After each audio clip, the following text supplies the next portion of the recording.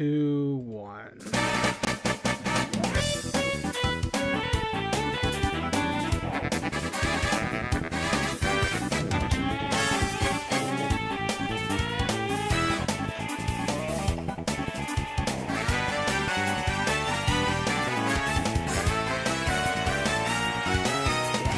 Yo, what's going on, guys? Welcome back to License to View. This is a hot Friday night. Once It is. again, this is a weekly pop culture podcast where we get together to talk about pop culture news. I'm Jason, that's Zach. Dude, what you been up to, man, the last week? What's been going on in your pop culture consumption? Uh, I don't know. There hasn't been too much going on. I've been playing my gotcha games and whatnot. But it was a new gotcha game that just dropped that I was interested in playing. Like I did the pre-order and everything, and it dropped on Tuesday. Yeah, I think it dropped on Tuesday. So I've been playing that, which is based off. Well, there was an anime based off it, but I watched the anime before I played the game because it just got globalized. But it's called Princess Connect Redive. It's super fun. It's cute anime girl characters that you like send off in battles and shit like that. And like the cool thing about it is that it's a lot of it's kind of like farmy and automated. Like there's a fast forward and all that shit. So it's like you can kind of like multitask while doing it, which is nice. Right. So I've been playing that. That is an anime as fuck name. It's a fucking anime ass title. Well, it was like because the anime premiered in the summer. In the first time I read it, I was like, oh, that's an anime ass title. And then I think it was somebody in the anime group that I was in was like, oh yeah, it's based off a gotcha game. I was like, oh, it's a game? Well, that's an anime ass title for a game. Yeah. But yeah, so that's fun. So I'm playing that. That was really the big update. A couple things that I was watching. I don't know if I talked about this one last week, but one of the anime that I've been checking out was it's called. Well, it's the second season for the series, and then there's a companion series that also came out for it this season, which is Cells at Work and Cells at Work Black, which is fun. Okay. Yeah. Cells at Work is like Osmosis Jones, the anime. It's fun. Second season's more the similar type of thing, and then Cells at Work Black is actually much more interesting to me because it's basically like Osmosis Jones hard mode.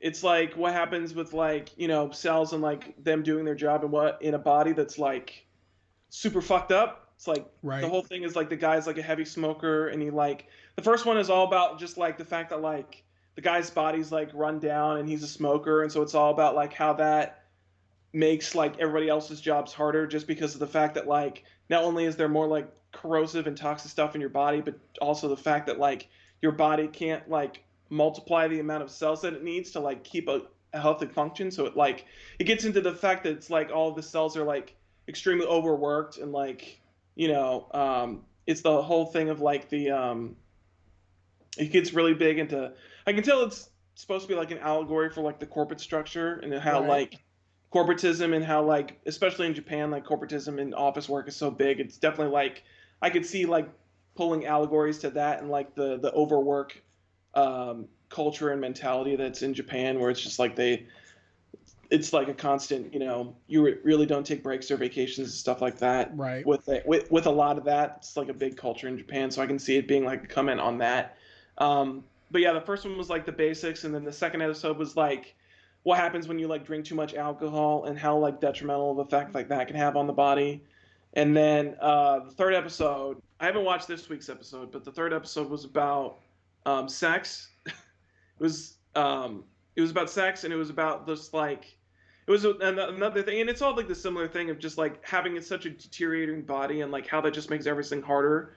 Where it's just like the amount of like work and effort that goes into like just having like a basic erection, like being able to have sex is just like 10 times more difficult when you've just like first of all you just have less blood, like active healthy blood in your body to be able to do what you need to do. Right. And so it's that, and then it's also the fact that like when your nerves have deteriorated so much, a lot of times that like the stimulation that you need to like reach your brain to like get to that point and to like increase your stimulation, like a lot of it doesn't fire off, and so that is like a part of it too. And then I know next week is or this week's episode is about the guy has sex and I think he gets some sort of STD. So that's like them Oh, having to fight back against like the STDs and stuff like that.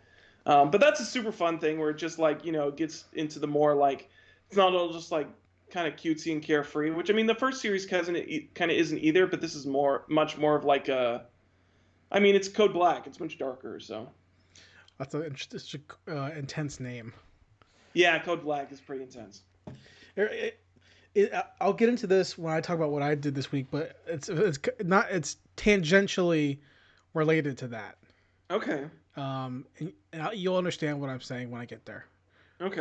But what else you been peeping? So the only other big thing that I watched was I decided in the vein of this being our time travel week that I would watch a time travel movie that I've been wanting to watch for a while, and I never just sat down and watched it. So I watched Looper. Oh Uh, yeah, Looper, dude. it's a fun movie, dude. I like it a lot. I think there's definitely problems with the structure of a movie as a whole, specifically with like the writing of the plot and like how that kind of works. But it also kind of like it's a time travel movie, and you kind of get the pass of like he basically has the meta moment of the audience where he's just like, look, don't think about it too much. You think about it too much, none of it's gonna make sense. So it's like you kind of get that pass, and it's like all time travel movies kind of have that because when you really start to think about time travel too much, a lot of it doesn't make a lot of sense. So Yeah, it's hard to like have like a really strong narrative foundation when you're dealing with like time travel and like all the hippy dippy bullshit that kind of goes with that. Um, but it's fun, dude. It's fun to see a movie where Bruce Willis looks like he gives a shit. yeah. Um, and then Joseph Gordon-Levitt. I think that was the most distracting thing to me because it looked like there was like something like messed up with his face the whole time or something like that because it didn't look like that was his face. I watched like the half and bag on it, and I guess it was supposed to be like them trying to make him look like Bruce Willis, Yeah, but he yeah. just looks swollen. He doesn't look like Bruce Willis. He just looks swollen. I don't know. It's very strange. Well, I've seen it I think twice. Once when it came out, and again later on Blu-ray. Hmm. And it's fine. Yeah. I it's sad when it's infinitely more. It's the reason for sure why Ryan Johnson got that Star Wars job, Yeah. but it's definitely like so much better than Star Wars. Yeah. 100%. And Emily Blunt's cool in it. The whole Yeah, point of the she's good in story it. is cool. I mean, it's The only thing it's that a doesn't decent make movie. sense to me is like the whole telekinetic thing. Like I know they have a brush off line that like they just randomly developed. There was some sort of I don't know. They didn't even say it was like genetics. They were just Yeah, like, yeah, some random people just happened to yeah. get telekinetic powers or something like that. And then there's just the one kid that happens to be like a super psychic. So I don't know. That's all right. There's time travel, so you already suspend disbelief one Yeah, time. but I Yeah, really like. I think the thing that was most impressive to me is I like the way that the future looks in his world, where it's like not too much crazy shit has happened. Like we've got like hover bikes, kind of, but like also they're like kind of shitty and don't really work, which I think is fun. And then you've got your regular like expensive cars that look like there's not anything wrong with them, but then there's that one scene where he's in some apartment complex and you can tell that like all the like old dingy like lemons and whatnot. yeah. I like that apparently like all cars in the future must run off like solar power because you just see like solar panels like stapled to all their cars. So there's a lot of like world building stuff like that that like I Yeah, really enjoy. yeah. It's a little different than Blade Runner, where Yeah. it's like, "What's It's up?" not as yeah, I mean it's not as It's not cyberpunk. well, no, it's not cyberpunk and Yeah, it's not glamorous. It's super yeah. like it's weird because it isn't. Like there's parts like especially when they're like in the strip club and stuff like that. Like that's kind of a little bit more glamorous, but then you get out into like a lot of it takes place in like cornfields. I always thought It's that like it's like a realistic progression. yes, Like yeah, it would like there's no way that 2049 is gonna mhm, look like that. yeah, You know what I mean? like Blade Runner. Yeah, like it's not gonna Yeah, look like that because I could see it looking like Looper. Yeah, 2049 is not far away, and I don't no, think it's gonna look like hover cars and shit, like I don't know if cyborgs. we'll get hover bikes, but I could definitely see it being to a point where maybe not in 20 years, but like I don't know, maybe 40 or 30 or 40 years, where like all cars just end up running off of solar energy at one Well, point. see, that's absolutely believable. But the idea Yeah, of like we're gonna have cyborg, android police. Like, Oh yeah, no, that's that's no, not no. We, you no. know, we're still working on trying to get android sex robots. Yeah, and then you've got the cell phone thing that I think is really interesting. It's just a smaller like iPhone. It's really like, I mean, it looks like an iPhone or any sort of smartphone. It's just, but instead of like being big bulky, it's like a tiny clear screen that you can kind of like do. So I like, there's a lot of interesting world building stuff around that and like the way that future technology looks and stuff like that that I Right. think works really really well. Yeah, I enjoyed it when it came out. Hmm. I honestly don't. My memory of it is very vague. Hmm. I remember like the only thing I remember the movie is I think maybe the ending scene or whatever close to the end when the boys like they're in the house and the boys like levitating or something. Yeah. That's the only scene I Well, that shit remember. was like that's straight out of like X-Men. Yeah, That's like X-Men: exactly, The Last Stand shit, where exactly. he's got the what do they call him, Gatman? Where I he's don't got the know. Gatman that's like suspended in the air, and I was like, oh, that just looks like Professor Xavier. Like he just Yeah, looks like he should like turn into dust, which he exactly. kind of does. His insides like explode. So Yeah, but yeah, I haven't seen it since, and I really haven't since the Blu-ray release, and I hmm. really haven't no urge to watch it again. Not that it was bad or anything. I've seen it once. I think I can like. It's one of those Yeah, movies I to think it's me one of those where movies that one I time don't is know. more I don't enough. think it's one of those movies that I could see myself like watching over and over again. Yeah, But I could see myself watching it's not like 5 or 6 Brick. years or It's something not like Brick. Have you seen Brick yet? that. No, I still haven't seen Brick. Okay, like it's not like Brick where you know I have to mention this because it's been so long now because it's been like Hmm. years. It's been how long has it been since Force Awakens? Personally, you and I have talked about it, but also on the podcast Right. of me like just destroying Andrew Johnson, like his writing in Last Jedi. Ryan But Johnson, like, yeah. but for years on this podcast on audio file YouTube video, I Yeah. have done nothing but praise Ryan Johnson prior to that because of Brick and Hmm. Looper and Brothers Bloom. Like I love his writing, and obviously Knives Out is in the same vein as Brick. Yeah. But you go watch Brick, his first fucking movie, where you go read the short story he wrote with the art on it. You can go to his website and get it for free. Like Hmm.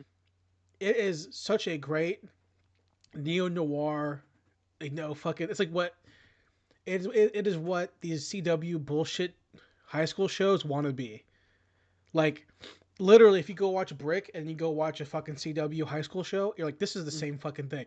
But Brick is Okay. just so much better, and like Veronica Mars times 10. It's so much better. Okay. And then you watch Brick and you're like, oh my god, this is so fucking amazing. It's so good. And then you go watch Last Jedi and you're like, oh, how the fuck did Well, this I movie think get it's the made? thing that I think Looper exemplifies that theory a lot, and I think it's something that we've also talked about with Ryan Johnson's stuff, which is that he doesn't do good under other people's rules, Yeah. which is why I think he was a bad fit for Star Wars because Excuse there's me. already a universe and rules and canon established with that, and it's very clear that he doesn't like to pay attention to any of that kind of stuff, which is a problem when your movie is supposed to take place I in can't this I universe. can't even say he doesn't like it. I just think that he was trying to do something so different and trying to stand out and just didn't click. Well, I mean, I don't know. I guess I couldn't say that he doesn't like it, but I don't think he cared about adhering to it. Because like clearly like the story group is there. No, that's Mhm. Pablo Hidalgo or whatever the fuck his name is. Yeah, Um, but he basically wrote the movie himself, right? he wrote the movie, but there's still a story group that has to dictate where the story goes and like all that kind of Right. stuff. But like at the same time, I think that his ambition to stand out and to subvert was such a fucking strong desire that Yeah. like if you watch Jurassic Park, you don't really want to have your expectations subverted. You want to see Jurassic Park. Right. Now change it up a little bit, do what you want and flare it up a little bit, but at the end of the day, let's be real. Every Marvel movie is the same. Yeah. And that's why people like them because it's the same formula every single movie. Hmm. Every first movie of every new character is the same movie.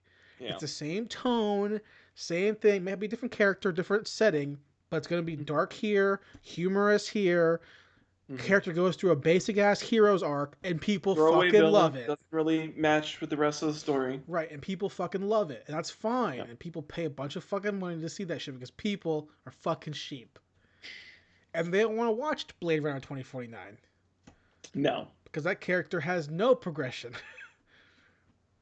Yeah, he has reverse progression. It's like he gets your hopes up, and then he's like, nope, Well, he thinks he's gonna have progression, yes, but and then then the movie's like, nope. no. But at the same time, it could kind of be progression of like it's back to the question of like, well, what does it mean to be human? Yeah. Like you think that you're human and you're so excited, you find out you're actually still an android. Well, you still grew as an android. Yeah. Like your AI is smart enough now. Who knows? But um, what else did you check out, dude? That was it for the most part. That was really the big things that I checked out. Not too much else. I decided to take a break from Twin Peaks this week just to kind of let the movie settle in. So I'll probably start season 3 this weekend. Cool. Yeah. Sounds good, dude. What did you check out? So tell me this tangent. Tell me how Okay. your thing connects to my thing. I'll That's a tease that I can't get out of my head now. I'll get to it in a quick sec. I'm gonna mention this first because I finished Okay. Night Stalker Yes. last week. Okay. I watched the Yeah. last 3 of Night Stalker last weekend. Okay. Yeah, I really liked it. Yeah. It's really well made. It's really great, really well shot. It's Mm-hmm. definitely not as detailed as I thought it would be. Mm, Like you go listen to a podcast, like last podcast, they yeah. really explain I think the murders in a little more depth.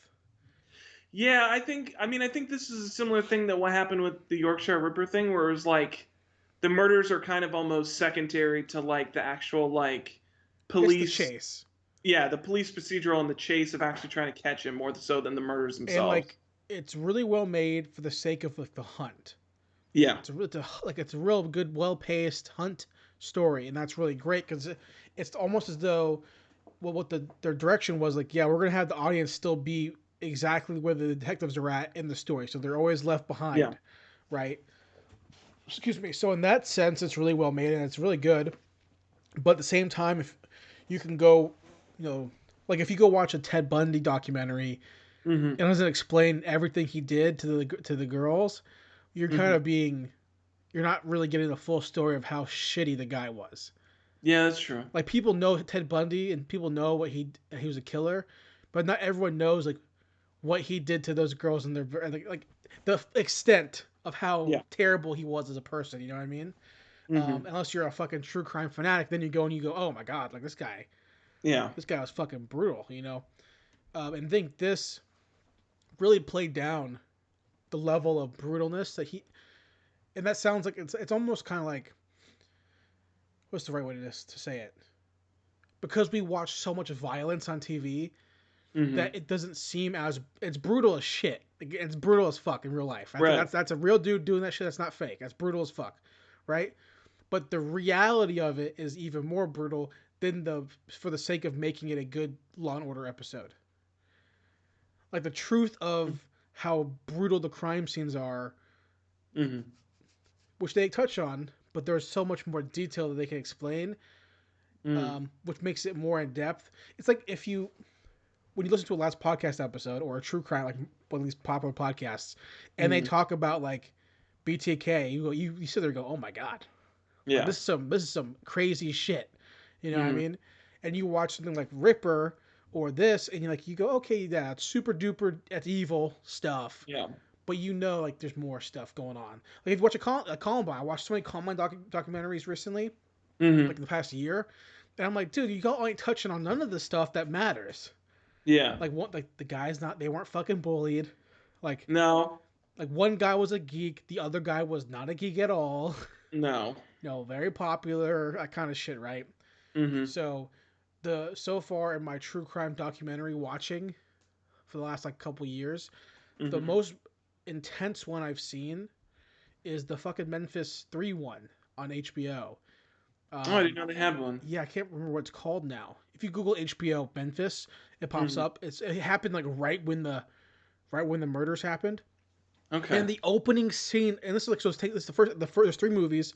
The first one's in the '90s, like right when it happened in the '90s. And Okay. the opening scene is crime scene footage of them pulling the boys out of the river. Whew. And you see them like hog tied and all that kind of shit. You're like, dude, this is fucking insane.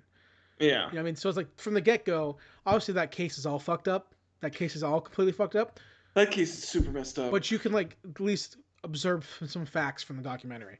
Mm-hmm. And it shows you the brutality of it without trying to hide stuff. And that no problem, like no fault to this documentary because there's no footage of them Right. walking through every single crime scene. Mm-hmm. But I did enjoy how they like remastered, recreated the crime scenes in 3D. Yeah, I like that bit. That was a really cool thing to do. But other than that, I really enjoyed it. It was a really fun documentary. Yeah. One of my favorite of the year. Yeah, I would say that. I think it's probably one of my favorite that I've watched. I haven't watched too many, but the ones I've seen, I think it's definitely up there. Yeah, every time Netflix pops a new one out, I end up watching it Mm-hmm. like binge watching just to see. I think I've seen most of their true crime stuff Mm-hmm. as long as it's in English. They have a couple that came out last year that were like in Yeah. French, and I like the story is interesting, but I just don't want to read true crime. Yeah. I don't know. I watch too much anime that's like I don't want to read other stuff. It was Yeah, like they did the unsolved mystery ones, and that yeah. one was in French, and Skipped it. I was like, damn it, dude! Like this is an interesting story, but like I watch too much anime to like Wow. care about reading something else when I Yeah, thought this was gonna be a thing where I could like just chillax. just watch and listen. Yeah. Yeah. So that's the Or you first had the thing I did. Japanese ghost one that was like not super interesting, but it was all in Japanese, and I was like, God damn it, dude. Yeah, this was like watching anime again. Yeah. It's like Um, watching anime, but not interesting. yeah, so I finished that and I enjoyed that. Okay. But so the tangent thing to your medical Yes. science whatever the fuck anime is that excuse me. I started last weekend and am currently about to finish season 3. Okay. So I've watched almost full 3 full seasons at 22 episodes a season Okay. in 1 week of ER. Oh, I thought you were gonna say House. No, I've seen half a House. Okay. My dad loved House, so he would watch it all the time, and I I watched it like with him. House a lot. This show pisses on House. Does it? ER takes its dick out and pees on House. ER is the George Clooney, right? Yes, this show is so much more realistic, Okay. so much more entertaining, way better of a cast, a massive ensemble cast. Mm-hmm. It's insane. There are so many people in this fucking show who are in other shows that I didn't had no idea. Not even George Clooney, but like there's a doctor in the show who plays a fucking boss doctor. It's a character from The Shield, right? Hmm. Their boss, all the doctors' bosses who the ER, it's William H Macy. Like it's all these Oh shit. people. And my dad watched ER, but by the time I was around to really understand what he was watching, it's already like season 9 Right. because it premiered in 1994. So by the time it's like 99, 2000, like I'm catching it late. You know what I mean? Yeah. So I never really watched it. And by the time we were old enough to catch the Brown House era, it's already wrapping up. Like it's the show's coming to an end. I think it ended in Okay. 2009. So Wow, I I didn't realize it was going for that long. yeah, 99 to 2000, 94 to 2009. So 15 seasons. Jeez. I upgraded my Hulu to watch it because Okay. I'm not dealing with no ads. Yeah. No, not with So that. I watched season 1 all the way through full. Season 2, I implemented my fast forward rule, Okay. which is when there's a storyline progressing through a season or episode that I give zero fucks about. I implement Fast forward.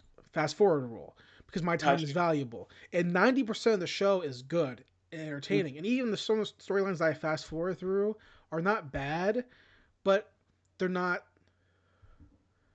They're not as since good. it's an ensemble cast because it follows the doctors and the ER and the nurses and all this kind of stuff. So they'll bring in a doctor will leave the show and they'll bring in a new character to follow for that season or for a couple seasons or whatever. Okay. And I'm at the point now where the original doctors, one has already left. So now they're focusing on a different character who's a physician's assistant, and she Okay. has HIV. and I don't give a fuck about her story. So I fast forward through all her shit. I Okay. watched all of it up until the point where, because her and another doctor, the main character of the OG cast, were kind of like doing each other, like no, Okay. having a little relationship. So everyone's Yeah. like, "Oh my god, did she give him HIV? Oh no, you're negative." All right, fast forward rule. Done. Fast forward rule. And I'm really enjoying the show, even with my fast forward rule, because I still know what's happening. I listen. Okay. I listen to. I find the first part of the story arc. I listen in. I go okay, and Okay. I'll keep track of it as I'm fast forwarding through that particular storyline. Um, Okay. because there's 15 seasons, and Right. I don't have time to Is not. George Clooney still on the show? He did 5 seasons Oh and wow. then left like 99 2000 Okay. because he was getting too big to do. He was getting doing movies. Right. Um, and I, spoiler alert to anyone who hasn't watched ER. Zach, if you have any desire to watch 15 years of a medical drama, well, Uh, I don't know. I've never really had a desire to go deep dive into medical dramas before. the I open usually the, just catch them they're on. the opening. There's two openings to ER, right? There's Okay. a short stinger, which I guess in our world we know what that is. A short little bumper, like a little bump Right. type thing, and it's a nice little like electronic intro. And Okay. then there's an opening scene, there's the fucking opener, and then there's the full theme song, and it's fucking a banger. It's so Okay. good. It's like 90s techno Okay. track. Towards the end, there's a guitar riff in it. I get hyped whenever I hear it. Um, but Okay. spoiler alert: there's an ensemble cast, but there's one guy particularly who is kind of more pushed towards the center focus. Okay. He's not the main character because they're all the main characters, but he's definitely more like he's the leader of the ER, right? And his name is Dr. Mark Green.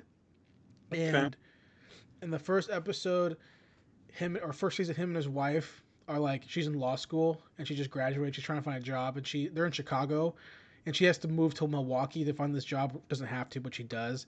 So over the course of the season, it's him and his wife who are like trying to figure out how to be parents and together with their kid who's like 7 years old, and just Okay. gradually their marriage deteriorates until eventually she cheats on him and leaves him and then sues him for divorce, Mm. right? So but then my point is this: in season 8, apparently, as a spoiler to me, he dies from a brain tumor. Damn, son. So I was on Reddit like, should I watch past season 8? Okay. Everyone's like, listen, it gets rough. But towards the end of the season, end of the show, it picks up again. It's okay. That's like 6 years, 7 years of That's six, okay six, TV. six rough years is a lot. Of At least okay. with The Office, it was like, oh, you had like a rough season and a half, and Yeah. then you're back on it. That's so we'll see. So what I did, Zach, because I don't Yeah. care about endings, you know this. So I watched Right. the final scene of of the series. Okay. Okay. Now tell me this is not a good way to end a series. Okay. Okay. So opening shot of the show ever is middle of the night ER. It's a dark room. Door opens and the nurse wakes up Dr. Mark Green. Hey, so and so. He's like, oh, okay. He gets out of the bed, turns the light, and walks out to the ER. The final scene of the show is a different doctor who you've watched grow from med student to physician, whatever, of this ER. Okay. Mark Green has been dead for 10 years at this point, right? Okay. And there is a 21-year-old college student, a female, who is his daughter, who's thinking about becoming a doctor. And then there's the doctor that she knew when she was a kid, who was trained by her dad, and he says, "Hey, listen, there's an ambulance comes in, and they're rolling a victim into the ER." And he says, "Let's go, Doctor Green," and that's where the show ends right there. It's not bad. That's a good fucking ending. That's a good ending, and also a good way to like be like, "Oh, it's up a sequel series." Now she's the fucking boom done. Gotcha. But no sequel series was ever done. No sequel series, and that's smart because ER was so popular. But like, even though I ruined the ending for myself, because I find myself probably watching 8 seasons and just like being like, okay, the guy I care about the most is dead. George Yeah. Clooney's dead, or George he didn't die, but he left. Everyone I loved about the show is gone except for one character, and I think he leaves at some point too.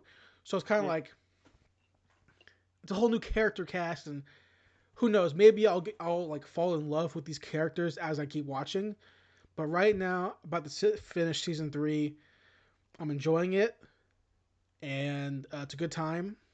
Okay. And it's probably one of the best. It's the best medical show I've seen ever, but it's also like one of the best paced shows I've ever seen. Okay. Like just straight up, like especially for a 22 episode drama per season, Mm-hmm. it's extremely well done. Okay. So that's really all I've been doing, is watching ER every day. Fair enough, dude. No, 5 episodes a day. Or Damn. six or That's a something. lot. That's Six a or lot seven of episodes of ER. ER. Remember, fast forward rule is implemented, so It's it true. makes That's it a easier. lot of. I mean, medical dramas is all like, people in fucked up But the beauty conditions. of this show, which House does not have, The I what? have the beauty of ER, which is Mm-hmm. not what House is, because House is different. But House is basically Sherlock Holmes, but with medical stuff. House is Sherlock Holmes. Every episode is a different case, right? Yeah. I haven't seen Grey's Anatomy, but apparently that's super soap opera-y, right? Yeah. I mean, I've watched a few episodes um, by proxy, but I mean, yeah, it's basically a soap Well, opera medical drama. ER is like one shift. Okay. So you have like 7 different ER I feel like patients. there's another show. I feel like there was a show on like CBS or NBC that if you're saying that it's all just basically like one shift of people.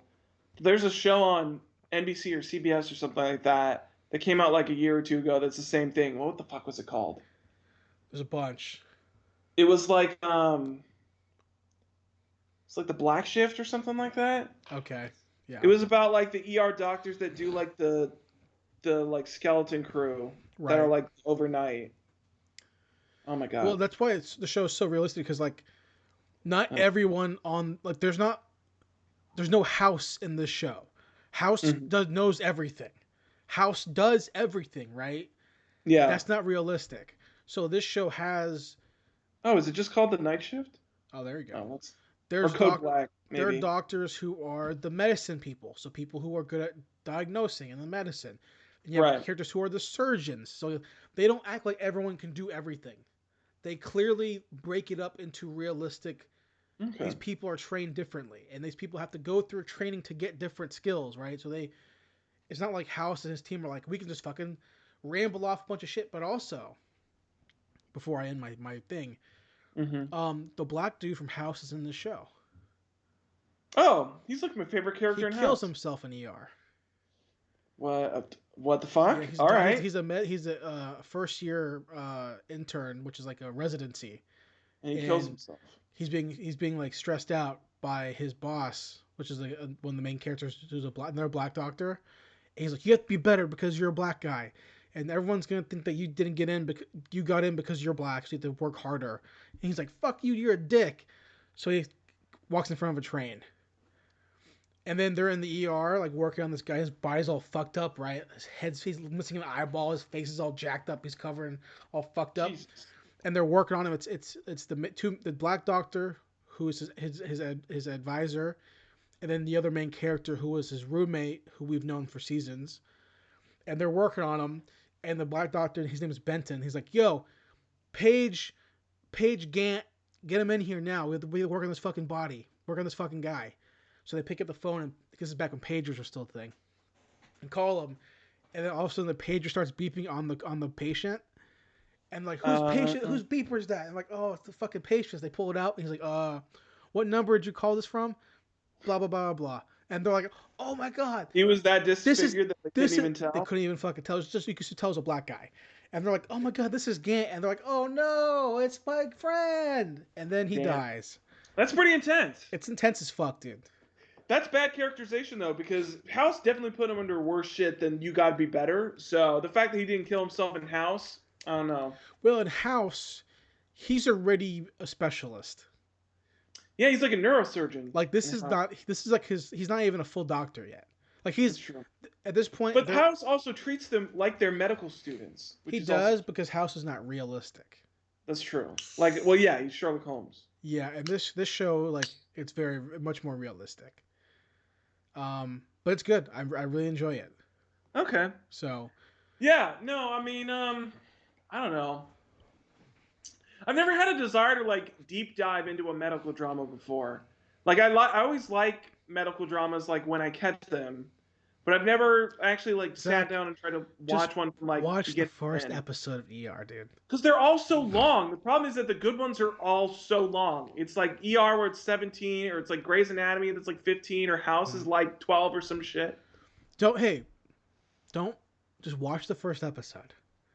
Okay. Don't feel committed to watch the rest of it.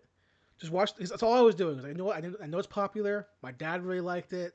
Okay. Obviously, a popular ass TV. George Clooney's in it. Yeah. So I watched the first episode and go, okay. I mean, shit, dude. You told me William H. Macy's in it. I'll watch it for William H. He's in the first episode too. He plays their boss. Yeah. So I go, you know what? I'll watch the first episode, see how it is.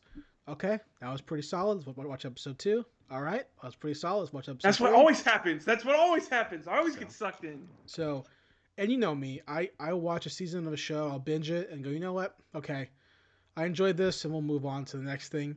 So it has to be a really good show for me to continually watch multiple seasons this fast. Right. So, oh, heads up, Zach, while we're still doing the podcast, this is irrelevant to the podcast. I ordered a pizza, so in 14 minutes I have to get up and go get that pizza. That's fair. Just heads up. Hey, so that's all I've been doing this week, dude, is watching ER. Do you want to hit a couple of these news things real quick before we get to the topic? Yeah, because I'm PO'd this week, Jason. I'm pissed off. Dude, why are you so mad, dude? Dude, because I want to watch James Bond, I want to watch Ghostbusters, and I can't watch either one, and I have to wait even longer. Yeah. What the fuck? Warner Brothers got their shit together. They even gave me Godzilla earlier. Why can't everybody else do the same shit? That is just some quick news, guys. We haven't done news of the week in about 2 months, 3 months. It's been a long time. But it's been a while. But some of the things that we are seeing is that James Bond delayed till October something, 11th or 8th or something. I thought it was like 12th or something like that. And Ghostbusters delayed as well. I didn't see when that was delayed to. I forgot what it said. I feel like it's probably like the summer or some shit. So now we're just waiting for all the other Sony stuff to be delayed. What else does Sony even have? Oh, they have Morbius, I guess. Spider-Man. Which is the same week that they moved James Bond to. Yeah. Spider-Man, are they still... That's not supposed to come out this year, is it? Yes, the plan. That was the plan. The multiverse movie? Yep, that was the plan. I feel like that's not coming out. That was the plan, yeah. I'm surprised that was supposed to come out this year, because, like, the Spider-Verse movie wasn't even supposed to come out until, like, next year. And that one came out first. It came out before... What was the last one? Far From Home. Far From Home. That came out before Far From Home. I don't know, dude, but Sony don't got also, it on I'm way more excited for that than I am for Multiverse Spider-Man, because, goddamn, Spider-Verse was such a good movie. Yeah, I don't know how I feel. What do you think? I don't know, dude. I don't care either way. I don't give a shit about Spider-Man. After rewatching, I really don't care about Spider-Verse. I'll watch Spider-Gwen too, because I liked her a lot in that movie. So. Well, after rewatching all the MCU, and I'm currently up to date on all the MCU because I watched WandaVision episode 3 this morning. Okay. I can say that I don't give a shit about Spider-Man. I don't care. You don't care about their Spider-Man? I really think that they did Peter Parker terribly in the MCU. He's not smart. In what sense? He's not Peter Parker. Fair. Where's the photography? Where's the smarts? Yeah. Where's the nerdiness? Well, he did the... Where's anything? Yeah. He is Iron Man's bitch. The problem with that is that you got hints of that in the first movie, especially with like he had his like homemade suit with the goggles. Yes, he made the shooters. He made the web formula. But I think a lot of it got undercut by the fact that they had Tony Stark there. Yes, who was basically already a super genius. By giving Peter the fucking Iron Spider suit. That too. That's even there's worse no than danger. That's worse than the original Tony suit that he got. There's no danger to him. He's 16, 17. There's no danger. He has an infinite amount of nanomachine suit. What the fuck are you talking about? Yeah. He's supposed to be hunted. Like if he ever fights Kraven, He's How? always supposed to be the underdog. Like he's He, supposed to act like he's not, but he always well, he doesn't is. need the fucking suit. He's fucking a Spider-Man. Yeah. He can literally punch out fucking Captain America. Like what the fuck are you talking about?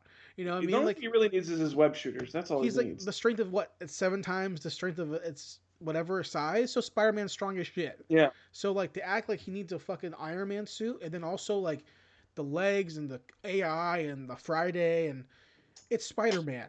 So if he ever fights Craven, for it to be on equal terms, Craven has to have like some adamantium fucking spear to like fucking He's got to hunt have this that, and he's guy. got to have his own AI that like can counteract his Yeah, AI, because otherwise it's not going to be a it's not challenge. fair. You know, so if you ever Or want, or or they just reset him, start from zero, take away his suit, and be like the good thing, the way that you would do it, or the way that I would do it, that would set up really really nice, is that somehow you would probably have a similar thing from Far From Home, where he's like going on a trip like that. Like maybe Craven like set it up that he like naive Peter Parker, he like gets gifted like this vacation to like some exotic island or something like that. So he like takes right? a plane or whatever, and then Craven like booby traps the train or the plane or whatever, and like makes it Mm-hmm. crash. And when he's knocked out, he like steals his suit or whatever. So he's like, you just get him somehow where he like gets that suit taken away from him. He doesn't have it, and then you get the Spider-Man that we all want. Yeah, but But also, then general audiences don't want that Spider-Man because the general audience are sheep and they like this new Spider-Man that doesn't have to use his brains or his brawn and or the like any part of his power set. Spider-Man does not need an AI to tell him that there's someone incoming. It's called Spider Sense. Well, yeah, that's the other thing that Like yeah, basically Jesus, AI takes away the necessary, makes all of his other powers obsolete. Because yeah, why they would you need Spider severely Sense? Why would you need Spider underpowered. Sense if you've got an AI that like can constantly 360 vision everywhere? They severely underpowered this character in every level, and that's so annoying.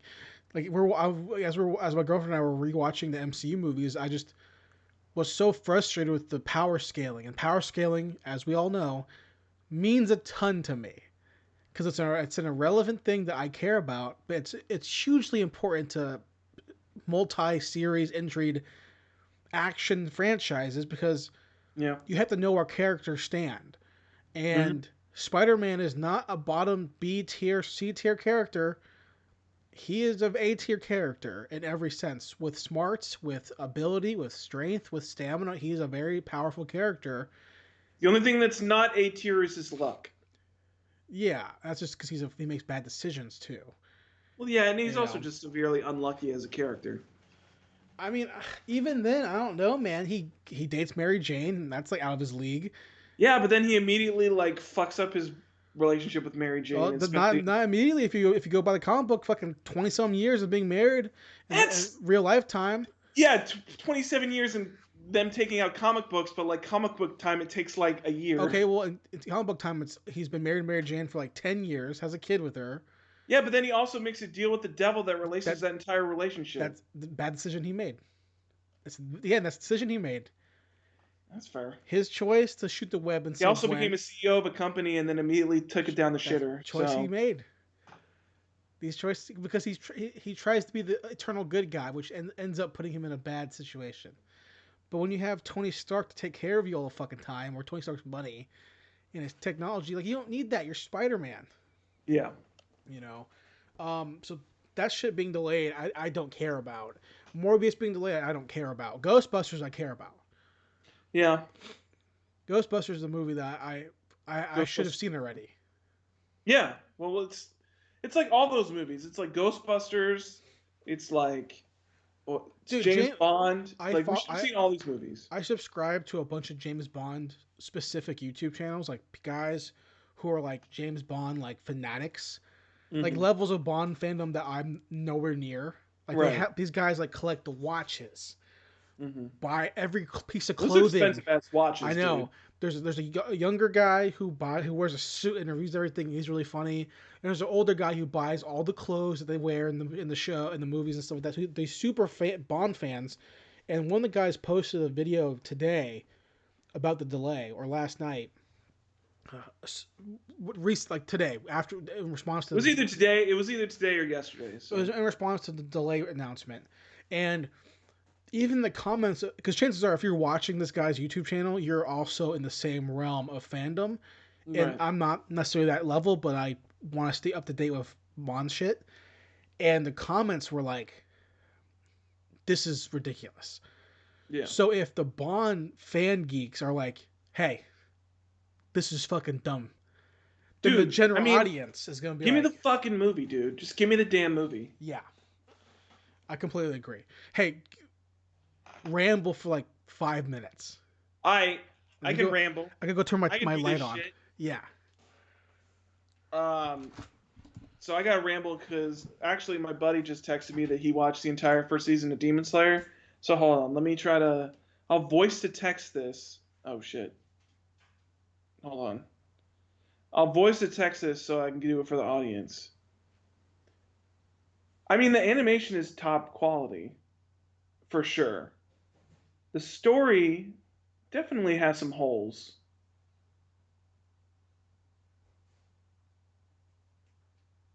Yeah, I mean the Nesco doesn't do much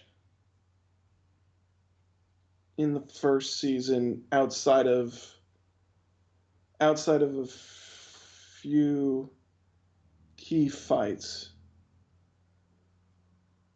But for real, that movie's coming out and I'm super hyped for that.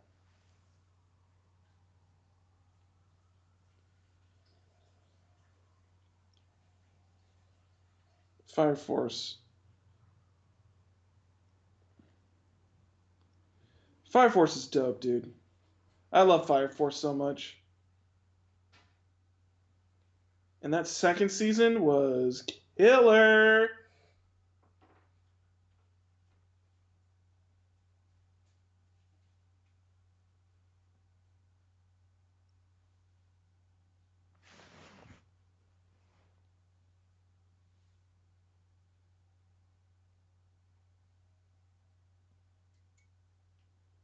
It's pretty amazing. Yeah, I mean the movie is basically all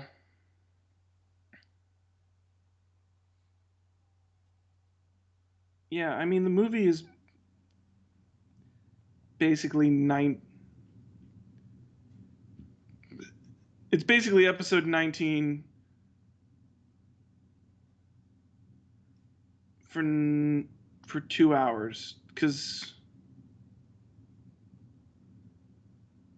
because that's how Ufotable makes their movies.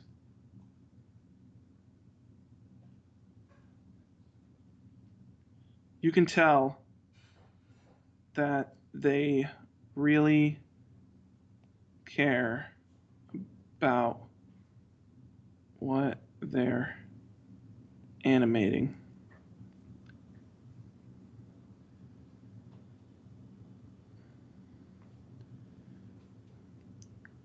I mean, all the shit with Nezuko is great.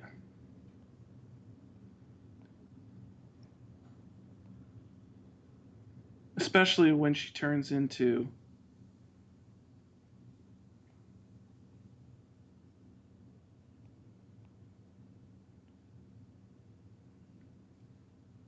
that is some top tier meme.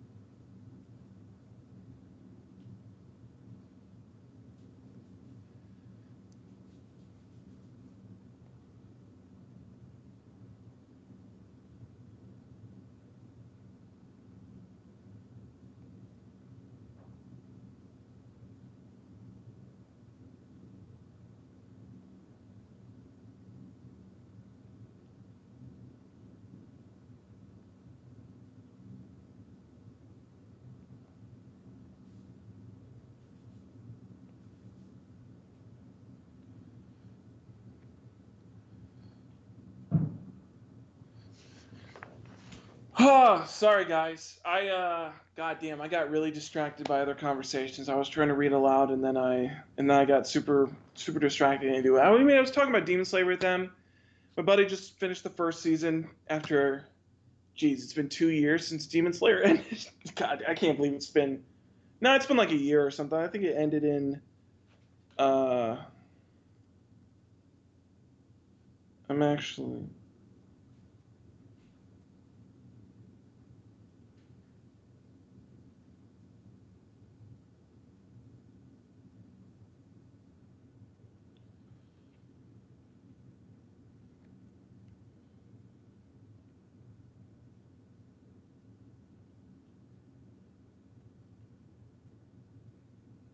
Definitely wanted more screen time from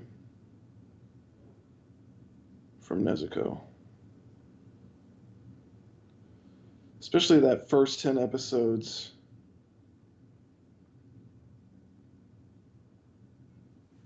She doesn't really show up at all.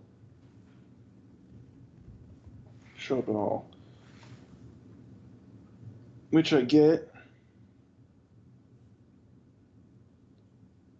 It's about Tanjiro training to be strong enough to actually take on demons. But I definitely wanted more of her.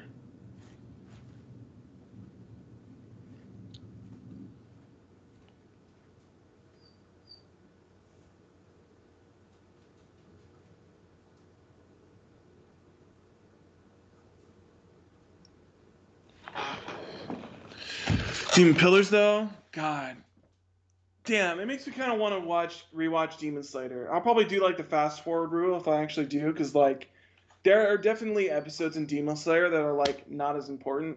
Like there are certain episodes in the training arc, but I think outside of like his initial test in the forest with like cutting the boulder, I think outside of that you can kind of skip ahead from that. First demon fight's fine. The second demon fight against like the twins is all right. That one's not too bad.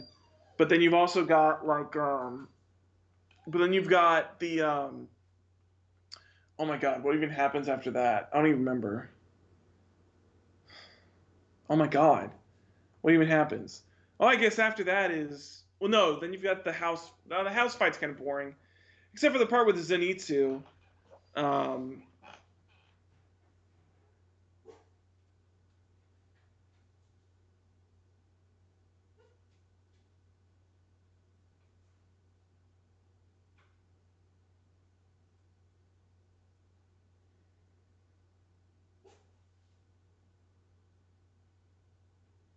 100% him.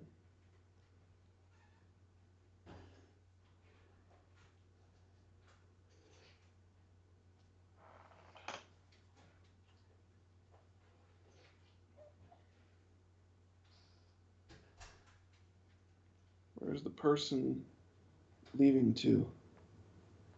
Sorry, guys, I wasn't expecting to like have to talk this long. But what else was I even talking about? So we've got. Oh, we start talking about Demon Slayer. I don't even remember where we left off with Jason. Oh, God. I don't even want to. Oh, it's just so much. It's just Bond stuff. Just. Oh.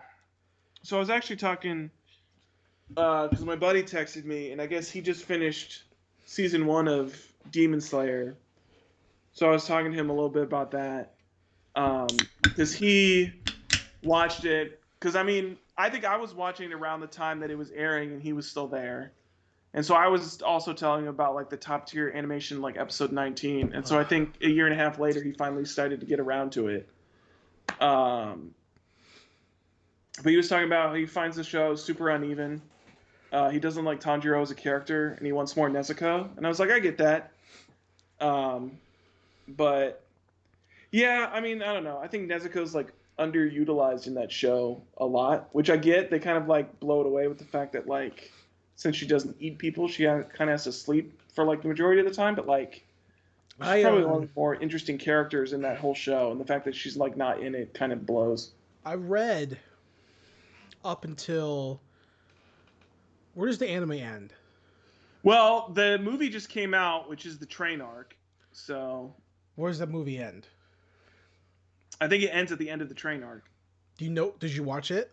No, I haven't watched it yet. Well, it just Damn. came Okay. out in Japan. I think it's supposed to come out in the U.S. like in a month or two. Okay. But I read past that okay, or right after that where I think there's a character that dies, it's possible. and I'm pretty sure he dies. Yeah, And I read it and thought this has no impact because the show or the manga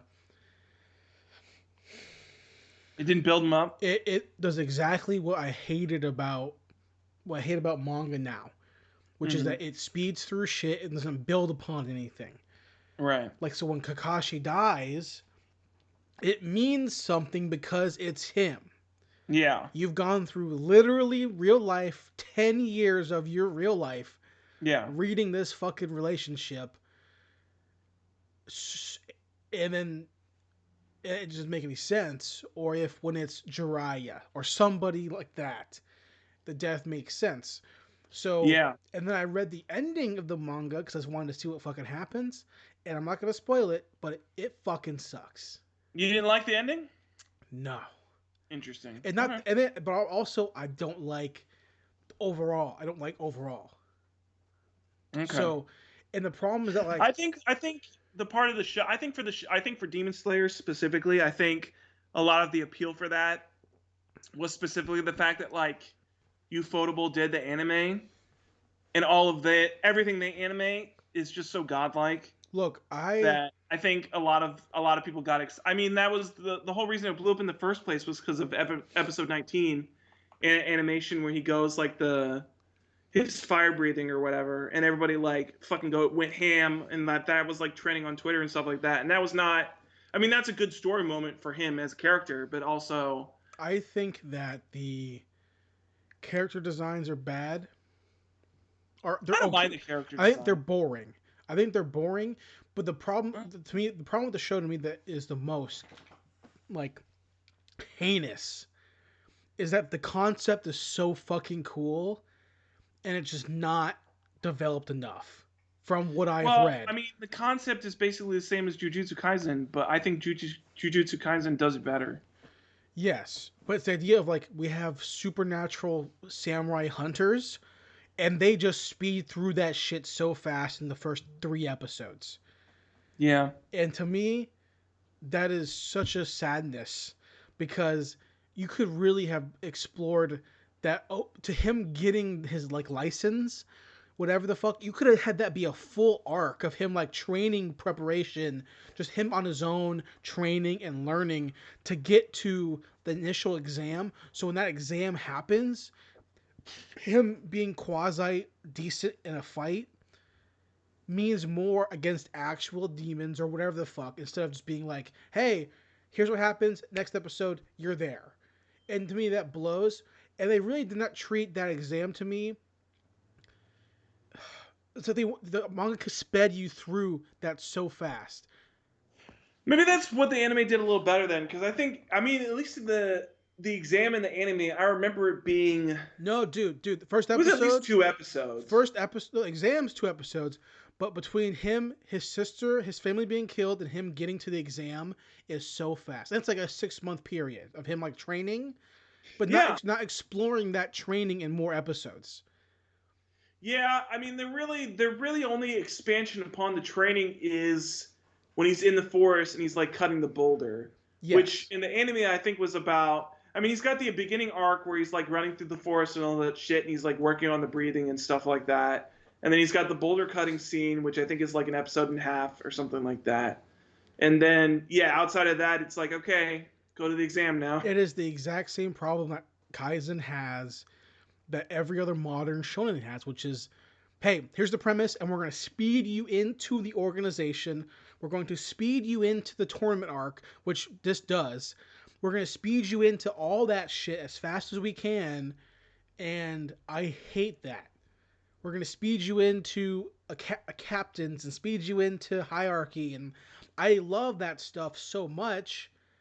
And I think it's so useful again with power scaling, but it has to mean something to me, or else I don't care that the Jujutsu Kaisen blind guy is the most powerful magician. I don't care because we you tell me he's the most powerful magician, and instead of showing me, you show me one time, and that's it. And I'm like, okay, I get that he's powerful, but You talking I about don't, Gojo? yeah, I don't really have context. There's more people telling me that he's the most powerful. You have the one Well, fight, in I'm the like, anime at okay, least, I think you get that kind of when he takes on that. the one fight, Not when he takes on Sukuna, but he takes on the second demon. He's like the the volcano volcano guy, demon. yeah, the one fight. I'm like, yeah, Yeah. okay, so but We got the Sukuna fight too, which is like he takes out Sukuna. it goes back to the same point of it's the speediness that does, to me like Yeah. you can't. I mean, it's definitely speedy for sure. We I think mentioned for Jujutsu it works to its favor though, because in that case, at least there's like a justification for it, where it's like, all right, he can eat the vessels. We're just gonna get him in the school because here we is can't have him being off on his own. here's the prime example of, and I'll compare apples to apples, right? Because this shit is the same fucking thing. Okay. By episode 10, how many fingers has the main character consumed? By episode Seven? 10, Seven? By episode 2, he swallowed like what? Three? in the first 5 episodes he swallowed 2, and then by the end of episode he's only swallowed like 3 so far, because he did the first one, Right. and then Gojo gives another one when he's got him restrained. Right. And then they have the prison stain, and then they defeat that demon, so that's Right. a third finger. I think that's it. I feel like there's another Three one fingers. between the end of the season. I don't think so. But even if there's 3, even if there's 4, right? Well, he's got 20 How fingers to get through. how many time Or 10. how many years did it take for Naruto to go past Tail 3? How many Dude, years it took like Shippuden. how many years did it take for him to even Like, not counting the filler, it took Shippuden for him to get to like Tail 3. to get to Tail 5, Tail 6, Tail 7? Well, to once he control gets those past Tail tails. 3, he kind of like speeds through that shit. But to be able to, because the gate's broken, right? But to be able Right. to go 5 tail, be Well, yeah, crazy, 'cause go at 5 that tail, point, control it. At that point, then he's talking to Kurama, and once he's talking to Kurama, it's like all bets are off. Like Right. he just Well, becomes... you're going sage mode. So you have all these building up of Mhm. the demon power inside the character, literally years. And Yeah, Jujutsu I think that's the Kaisen, thing that I don't like about Yuji as a character is that, and I think I talk about this the premiere, which is like before he even has the fingers, he's great. like a god tier character where Yeah. he's like throwing shot puts like they're baseballs, and I'm like, this is not a person. Yeah. Like no person is like throwing shot puts and like bending soccer posts and acting And that's why he's baseballs. And that's why he's going to have like some other backstory that his grandpa was like, "You're, by the way, you were a fuck, His you were parents or some shit like that. you were born to be the vessel," or some shit like that. You know, like your genes are I better meant because you're something made. like that because him and Sukuna, Yeah. they already look similar. Yeah. As like characters. You're So a descendant of this character or some bullshit like some that. shit like that. Which would make sense the why he has these like inhuman powers, but like Naruto did that, but also he's a fucking bitch boy for like 100 episodes until he fights Neji, and then he suddenly has some sort of power. Well, I'll give Naruto credit for being the quote unquote chosen one with fucking shitty ass famous parents. But also, at least he worked hard. I mean, At least he start worked off hard like that. He starts off that as like a fucking nerdy ass, Well, broke ass. my bitch. point is that at least Kishimoto, or whatever his name is, Kishimoto. right? He took years to build him up into a cool character. So when he fights Pain and wins, you're like, oh yes, 100% yes. It Yeah, took but then years. you could take it the other way, where I guess maybe this is the cause of all this. But you look at Bleach, and it's just like power progression in that show is like fucking insanely stupid. No, it's not. It is insanely stupid at the end of the series, but up until when the Aizen fight, which has no relevance to you. I mean, I know of the Aizen fight. When the Aizen fight took way too fucking long, right? But once that Aizen fight ended, the show should have ended completely, right? Well, yeah, he's like the main bad guy. But up until that point, power it's the same scaling. problem Naruto has, where it's like, Up until that point, I mean, Naruto. Naruto, it's like as soon as they beat Pain, that should have been the Yes, end of the show. 100%. 100%. But then they had to do all the shit with like Madara, and it's like, okay, Madara's gone. That's the end of the show. Yes. And then they got to do some other fucking shit. But the power scaling in Bleach all the way through that is better than Naruto. It is better than One Piece. It's the best power scaling because they explain those captain literally ranks, like literal ranks, right? One Piece is great, but there's too many question marks about One Piece between captains and vice admirals and the admirals. Well, yeah, I mean that Yonko. has your exact problem, which is that the power system in One Piece is like not vague. super defined. It's not easy to keep track of. It's very vague. It's super vague and like I mean, at least I feel like Demon Slayers is like kind of easy to keep track of, which is at least in like structure wise, which is like, you've got your basic ass bitch ass demon hunters, and then you've got your demon pillars, and then you've got the blind guy who I don't think is powerful, but he just like has everybody's respect. Well, they show you those captain characters, which are fucking badass. I love all those captains. I disagree wholeheartedly. Dude, I think they look fucking sick. I disagree wholeheartedly. I was very let down. I was way more impressed by the captains in Black Clover. I've never watched Black Clover, but I've heard everybody in my anime group says it's like one of the best shonen that's like airing right now. It is. I've only watched the first. I've read the first. I know that they just went to the time skip in the manga, and apparently he's like a midget bodybuilder, which is very strange. So I read the first 60, 100.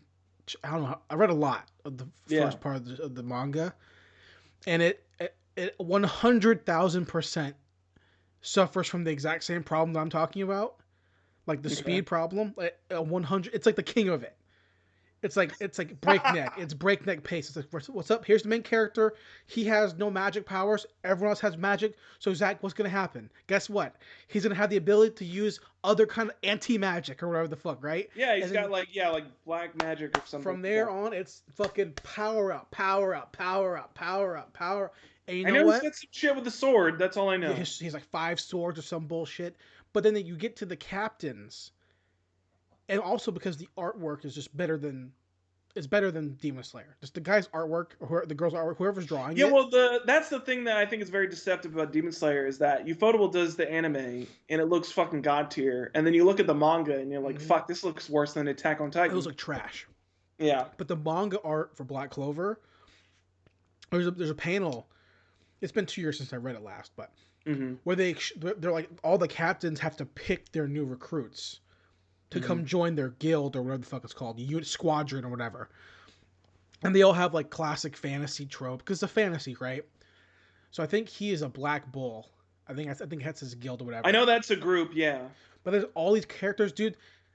They look like fucking Griffith. Like some look like Griffith, and you're like, okay, that's pretty cool, right? I mean, Griffith's a cool character design. And cool character design, and they have all these coolly drawn characters. And they look so epic in the way that they talk about them. I think the captain for the Black Bulls is like the big burly. He's a big burly. His name's Yami. He's a big unga bunga burly guy, right? Yeah, and he has like one-handed katana slashes, like through like dark magic, all this kind of shit, right? Yeah. So they have. I remember reading it again, breakneck pace. But the way they build it up before you even get to the captain selection, I'm like, okay, this dude or this girl, whoever the mangaka is, has a understanding of building up powerful characters above my main character. Even if my main characters are going to flash, run past them really fast, I'm cool with that. But they constantly, from what I read, it could be different now, are keeping the level of the captain and the main character in tow. So it's still effective writing for growth of the main character. Whereas other things don't do that well. And Jujutsu Kaisen, the show is still so early on in the show that I don't know where they're going to go. I tell you what, man, episode 15, we're getting to that school exchange art. Dude, shit's popping off. I'm liking Toto a lot. I want to see more of him. I fucking love him as a character. Also, his whole thing where he fucking asks everybody their favorite type of woman, and if they don't say tall woman with a big ass, he immediately just punches the shit out of them. Like, fuck yeah. Oh, I forgot that you're still watching. I forgot that I read the manga of that. Yeah. It's great, dude. I love him as a character. I think he's super fun. What? And then he has the Yuji just says his exact type, and he has this entire in the anime. He Yeah. has this entire like fucking dream sequence where it's like him and Yuji are Yeah. like best friends at some other school. So now he's in this fantasy world where Yuji's like his best friend, and he's like, I don't even fucking know you, dude. That And he's like, you're my best friend ever Did because you said they? tall woman with a big ass. Did they? Is the anime at the part yet where he teaches the main character how to do other I magic? can tell that they're hinting that he's gonna teach him some way to like Yo, focus his power how because he fucking dumb definitely is like that? That's what? dumb. Dumb what? I read that shit. I love the best friend thing. That to me that was it's so fucking funny. Well, they definitely had the shit where he like yelled that he's using his power Yes, wrong. But to I me, like the way he uses his power, where it's like the I reverb shit. I hate. I love the joke of like, "What's your favorite woman?" To me, that was so Yeah, funny. that's a great joke. And then like Great bit. it pays off so well for like chapters. Like, okay, he asked the other guy who's boring. Yeah, He beats him up, gets he mad at him says for he his what? boring. I think it was. He said he liked girls with like a good personality. He's Good like, fuck you. personality. Yeah, you're boring. So I knew that like it's gonna pay off later. I knew it was gonna pay off. So when it did, I was like, that's fucking funny as shit. But Yeah. then he tries to teach them all this magic shit, and they become like they start calling each other like bro and stuff, like big brother and all this kind of shit. And to me, lameo, dunzo, terrible. That character to me now is lame. They're both boring. But he's such in a that cool sense. character. I mean, I can definitely get this shit where it's like he definitely has this shit where he definitely is like gonna try to teach him a new way to use his power or something like that. He already screamed that he's like using his power wrong. And I was like, don't tell him that. I like the reverb power shit, like the delayed Yeah. on the punch demon and energy. stuff. I think that shit is dope. It's cool, man. It's cool. I think it's super cool. And so now he's basically like, nah, that's not good enough. I'm like, that's fucking dope ass power. Yeah, they might as well just say it's yin and yang. Yeah. Yeah, But, basically. So I know my pizza's here. We're talking about Black Clover. Black Clover. No, but well, so are we done talking about the quick news? I think the hold on, were the only news, right? Was there any other news? Yeah, speaking of big tall women with big butts. Did you watch the Resident Evil Village? I did. Dude, I actually watched Max's playthrough of the demo. Straight up, Zach. I want to say something first. Okay. The what? Let me say something first before we even get into it. I didn't watch the whole. I know that they did also a live stream. I didn't watch the whole thing. I started watching it and then I fell asleep. As long as you watch the trailer. But I watched the trailer and I watched the demo. And I watched the demo. Okay, so as long as the demo was great. As long as you watch the trailer, the demo is whatever. But as long as you watch the trailer. Okay. Yeah. Here's what I want to say. Hold on. I gotta say this first. I got some feelings about that woman. Okay, so here's what I was gonna say. Here's what I was gonna say to this. Okay. The internet's creepy. The internet is creepy. And dudes are creepy. Because, first off, when people found the screenshot a couple weeks ago, and they just kept tweeting at Capcom being like, ooh, big milkers, right? And then, this is like weeks ago when they screenshotted her walking through the door and she's big, like, oh, big lady milkers, right? So she's a big woman, though. So she's tall. Yesterday, I went to the comments of the like IGN trailer video or the Capcom trailer video. Everybody's saying big milkers. Bro, it's just big milkers. Big lady, ooh, death by snoo. All this all these fucking like big lady like squash me jokes, and it's fucking disgusting. It is disgusting how fast literally. The gameplay, or honestly, she's probably one of the hotter characters to show up in Resident Evil. 100%. So then I saw someone comment on it on Reddit actually, amongst all of the comments of being like big milkers, curvy as hell. One comment was like, oh man, big ass lady, curves out of this world. What's up, Resident Evil Village? Okay, I'll buy it. But I'll buy it. In the midst of all those like fucking horny ass nerd comments, yeah, one person was like, they commented, 100% that underneath that hat is something fucking disgusting. Oh, that's true. Underneath that hat is some fucking like tentacle shit. Dude, or something. Dude, she's got like the fucking Lady Deathstrike, Freddy Krueger hands. I saw another comment on the IGN trailer YouTube video which was like it literally said, "What are the? I'm calling it now. How much do you want to bet there's a secret laboratory underneath the mansion?"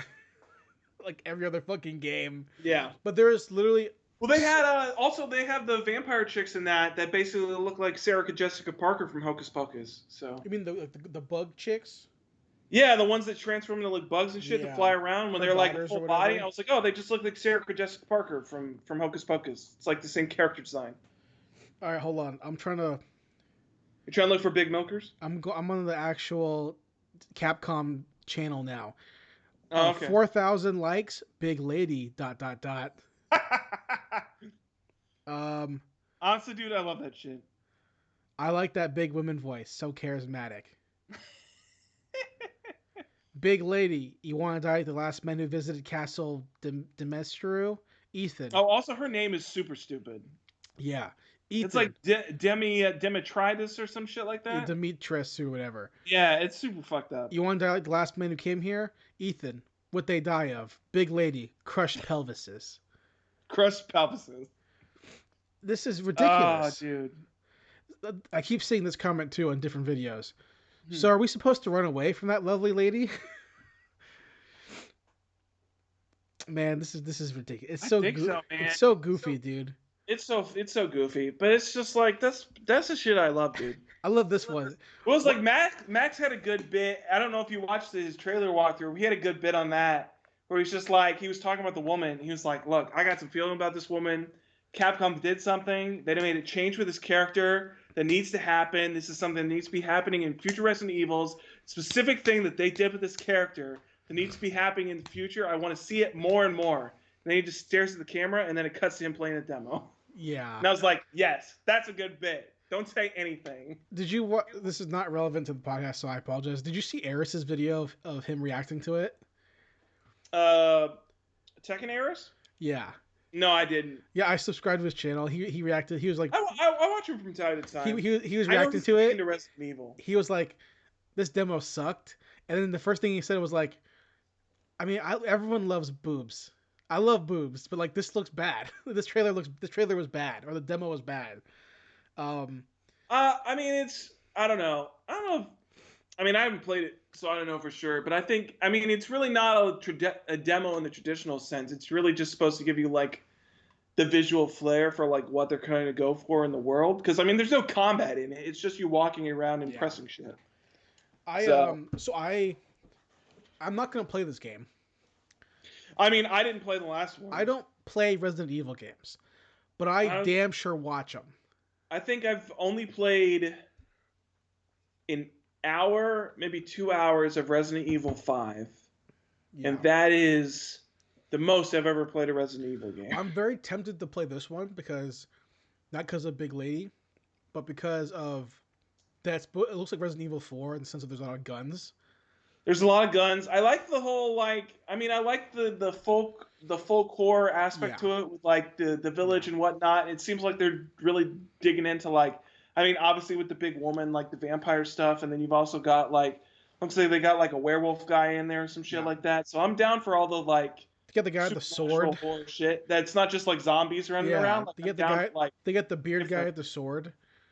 Yeah, the guy that showed up at the end of the trailer with like the sick-looking Chinese glasses. Yeah, and he's like, the way it ended, that trailer ended with him being like, "So I want to see what you're made of, Ethan." It's like, yeah, I don't get that shit at all. It sounds like it's just like a guy. Well, to me, it almost sounded like a fucking fighting game. Like, yeah, for sure.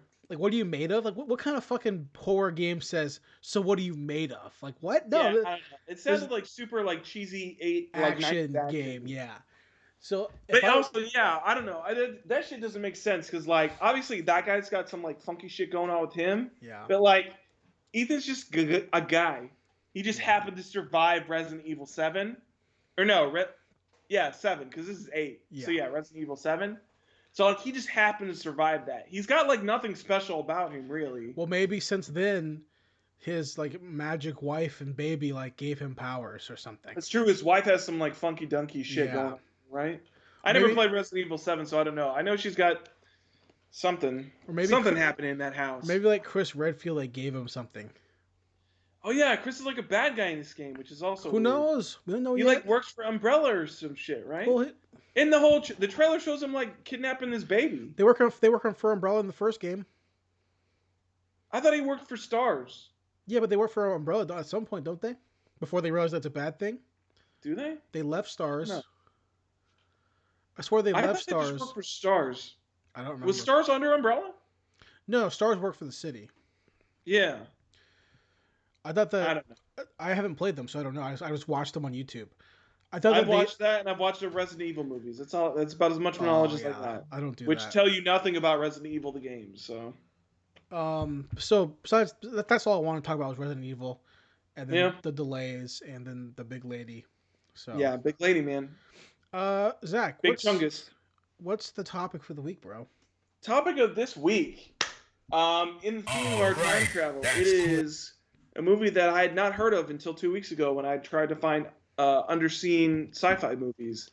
It Yeah. is called Frequently Asked Questions About Time Travel. Yeah. Um, they didn't answer any questions in this movie. I I was severely let down by the title because they did not answer any questions. I hated. You did not like this movie? I hated this. I movie. was bored by this movie. Yes. A lot more than I thought I was going to be. I thought I was going to enjoy it a lot more. It definitely it went for like a. I'm trying to think of like. There's a specific tone of comedy that like this is trying to go for. It's almost like it's trying to go for like an Edgar Wright like. It's going for that British. For like Shaun of the Dead, like Hot Fuzz type of comedy, but like it doesn't hit it. It will definitely going. It's going for that Brit humor. Yeah, like that, but it's just not funny. it's just not hitting it. It's not hitting the mark. Yeah. I didn't like any of the guys. Mm-mm. I think they were all Boring. super annoying. Anna Faris The one didn't, guy was didn't care just like about. he hung out with these two guys who were nerds, but then constantly made fun of the fact that they were nerds. Yeah. The one guy was like obsessed with time travel, and then somebody says that they're a time traveler, and he like doesn't believe them, which is also strange. And then you got the one guy who's like a writer, and his whole personality quirk is that like His bad he ideas. doesn't want to do well. He's not adventurous, so like he talks about how he wants to like be adventurous, to like be a writer and like go on experiences, and then he has an opportunity to like experience stuff, and he says, "Nah." That's What? like his whole personality. Also, yeah, he has terrible ideas, but it does the Quentin Tarantino shit in this movie, which is the shit where the whole plot takes around this. The whole focus of the plot is that they apparently made this super fantastical idea that makes them rich and famous because it's like a great idea that nobody's ever thought of before. And it's all written on the back of this piece of paper. And they read it, and like in Quentin Tarantino in Pulp Fiction, where you don't know what's in the briefcase, you don't know what's written on the back. They just say that it's a great idea, and then they read it, and they're like, "Oh yeah, it's a great idea," and they don't tell you what it is. And then he spills beer on it and wipes away the entire point of the movie. So. First also, off, I hate Anna Faris as an actor. I forgot that she's in it, and then she showed up, and I was like, "Oh yeah, you're the Scary Movie bitch. I hate you. Hey, you're just playing the same chick from Scary Movie." Hey, you were married to Chris Pratt for a little bit. And then she divorced him because she's a fucking dumbass. Well, I think he How like. are you gonna divorce Chris Pratt? I think he cheated. But then on he her. married Schwarzenegger's daughter, so. I think he like cheated on her or something. I don't know. I don't know. I like him better than her anyway. Yeah. So like, even if he did, that's a smart decision because fuck him. Well, to me, it's more so the movie itself. It was going for this Brit humor, and it wasn't just me being an American. It just wasn't funny. The characters, No, it wasn't funny the at characters are unlikable. The plot overall. I did laugh at one part. Which part? I laughed at one part, which is the part where they're in the far future. Uh-huh. And it's right after they see the mural that's on the building or whatever. Uh-huh. And they're all scared about like, because it's post-apocalyptic, so clearly something's happened and they don't know what. Yeah. And so it's like they see that and then they hear noises. They like hear something. It kind of sounds like a bug almost. And so they all like run away. They're like, "Fuck this! I'm out of here." And then you see it, and it's a guy that's like rolling around on like a Sharpie cart, and his Sharpie cart's like squeaking, and it's like it's what making the bug noise. It's like okay. And then just a giant ant comes in and eats him. And I was like, that's funny. That's a good joke. Yeah. The But plot, that was like the only kind it's of such one. it's a low budget movie, and I'm fine with it. Oh, But it's super low the budget for sure. problem is that I just don't give a shit. Yeah, Nothing in the movie made me give a shit. no. The characters weren't likable enough for me to give a shit about watching an hour and 20 minutes. Which I'm thank God it was an hour and 20 minutes. Oh yeah, no, yeah. Thank God it was. Because if it Yeah, was anything beyond that, I would have texted you, I can't finish this. And that's fine, we'll review it, but I can't finish this movie. Because it's yeah, so boring, and the writing is so whatever to me. The yeah. characters are boring, they're not geeky enough. Like, they want to be No, geeks, but they're not geeking out enough. Like, no. you want to know Well, and better? also No, only hold two of on, them want to Zach. be Better, geeks. better geek time travel writing is literally an Endgame. Yeah. When they're doing the testing, and Paul Rudd and Don Cheadle and Hawkeye or Jeremy Renner and Hulk, they're all talking about time travel with Nebula. That's such a better geeky time travel conversation. They're naming off the movies. You know, that's such a better scene about how geeky time travel shit works. Whereas in this movie, In this thing, they only talk about Doctor Who. That's it. yeah, oh god, you're Doctor Who time. Who gives a fuck? It's And then they so also boring. just throw around like all the basic time travel thing. They talk around. They talk about paradoxes. They talk about the grandfather clause. What was the other shit that they talked about? They Also, just it throw around a takes bunch of shit that what like. half an hour before time travel hits, and I think so. it's Yeah. like boring because it's a full 20 minutes before they even get to like the bar, and then they're in the Also, bar and the they're opening talking to scene her. sucks The because the what? opening scene was like, well, the opening of Oh the yeah, movie was like, first of all, that shit was like fucking stupid because it started off and I was like, this is a comedy, yeah, but it started off with like this super epic like space music or whatnot, and you slowly see like ships like peering around a planet or something like yeah. that. I was like, okay, what the fuck is this? Like, there's epic music going on. There's like a planet vista that you're seeing from like orbit from somewhere or some shit Yep, like that, yep. and then it shows up the guy, and I was like, oh wait, that's like the main guy, like that's Mm-hmm. the guy in the shit, like he's there, and then you see that he's like a party host or something like Yeah, that. like a theme It's park like some shitty theme attraction park that host. they Yeah, work at with like low budget attractions that like nobody wants to go to, and then he also like plays a movie that like makes kids throw up and have seizures, and I'm like, what the fuck well, is this? What is this?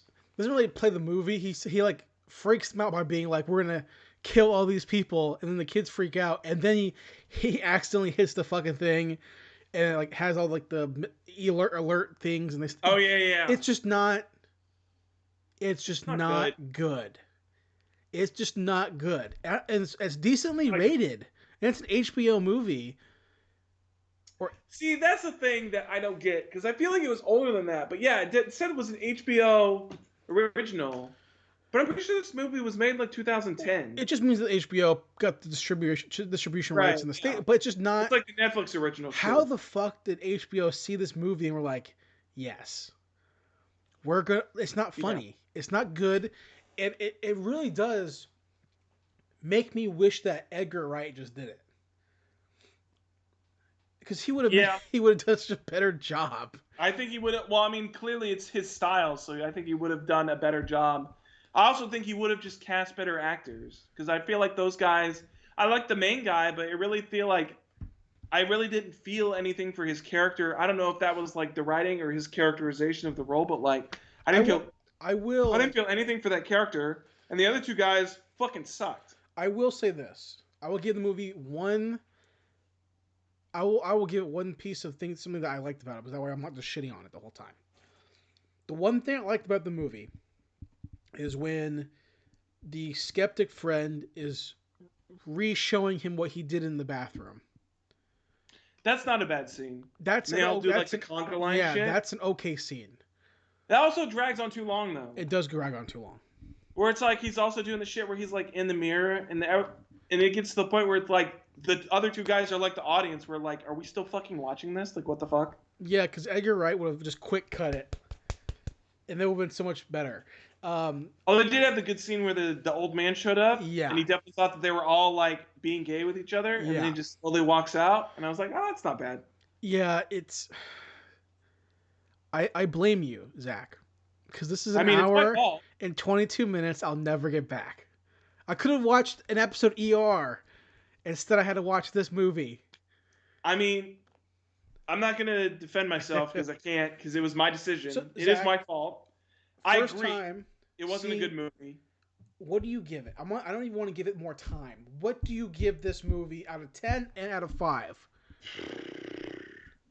I don't even want to give it anything out of 5. I think it's like a 2. It's like a 2 out of 10. 2 out of 10. Okay. It's like. Is this true? Yes, it's true. Yeah, This it's man like the same has no level as like dick. Wonder Woman 1984. It's yeah, like, eh. out of 10, 2.5. No, I don't even think it's that Out high. of It's 5, 1. I don't know how that dude, works out out. of 5 for me, it's like a 0.5. This movie is just not. It's not good. And I'm trying not to be negative. It looks good. Like the shooting, it looks cheap. It looks cheap. The future scene looked cheap. The ant looked good. The ant looked good. It looked like a Home Alone ant. It did look well. Honey, I Shrunk the Kids. What'd I say? Home Alone. I don't know why I said that. I was like, what? Home Honey, I Shrunk the Alone? Kids. Jesus It looked like Christ, Kevin. It looked like a stop motion Honey, I Shrunk the Damn, Kids. Kevin got some shit, dude. He's fucking out here killing people with ants. No, yeah, the movie is not good. It's not a good movie. I'm glad that it's over. So next week we can move into a better movie. Zach, do you have any ideas for our final week of underappreciated? You brought up a movie that the title intrigued me and I Okay. wanted to watch it. Sure. I can't remember the whole title, but it was definitely Buckaroo Banzai. Oh yeah. And I was like, Yeah. I would watch this. For the name alone, I'm interested in watching Buckaroo it. Banzai is It's the 10 Adventures of Buckaroo Banzai. It right? is 10 out. It's 10 out of 10. It's a good movie. 10 out of 10. It's such a good movie. They're making a sequel comic book, and best yet, do you know who plays Buckaroo Banzai? No, I don't. Dead or alive, you're coming with me. Seriously? RoboCop? RoboCop. Damn, that's pretty good. It's about a band who travels space and time. It's an awesome cult movie. It's fantastic. I'm down to watch it. So 100%. it's a great movie. I think it's another one of those movies that super movie fans really like the movie, Okay. but the general public be like, what are you talking about? Gotcha. I mean, I've never heard of it before, so. It's a great movie. It's kind of like, it reminds me, and there's no, this is a personal connection to the movie, not any sort of like actual connection, but like Flash Gordon and He-Man and this movie, I all saw at the same time in my life. So I when I watch one, I end up watching all three. Okay. And Flash and Masters are not good movies, but this is a good movie. Okay. Okay. So, I do want to guys- watch Flash Gordon at some point, too. oh, they just released a 4K of it. It's great. Yeah. Did they really? Yeah, it's awesome. I didn't realize. Yeah, dude, cult classic, dude. Again, it's one of those movies. Yeah. It's bad, But yeah, it's Buckaroo good. Banzai for sure. I mean, the name alone, it was like that list. It was like Buckaroo Banzai. It was the first movie the last Starfighter I've always wanted to watch. Yes. And Ready Player then One. there was another one in that list too. I can't remember. Oh, I don't know. But There was another one, an interesting title that grabbed me as soon as you put it down. But Buckaroo Banzai is good though. So Okay. I think this is a good pick. I think you'll enjoy it a lot. I think after the low point of this movie, you'll see Buckaroo Banzai and you'll have a really good time with it.